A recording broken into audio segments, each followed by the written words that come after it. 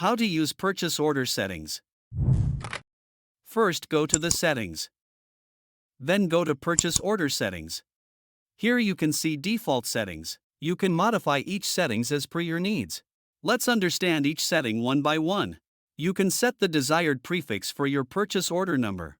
This is the first part of your purchase order number. Next, you can set up serial number for your purchase orders. Your new purchase order number will start from this serial number and it will increase automatically for every new purchase order. This is also a part of your final purchase order number.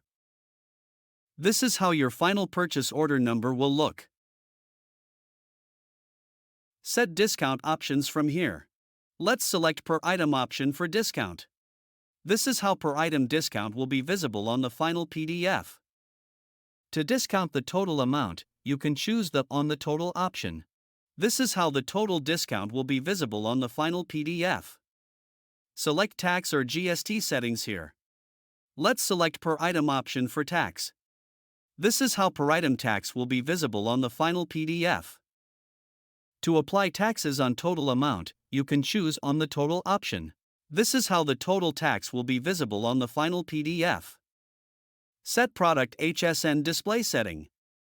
If you set it to Yes, then the HSN code for every item will be displayed on the final PDF. Here, you can customize greeting message for your purchase orders. This is how your top message or greeting message will be displayed on final PDF. Here, you can customize bottom message for your purchase orders.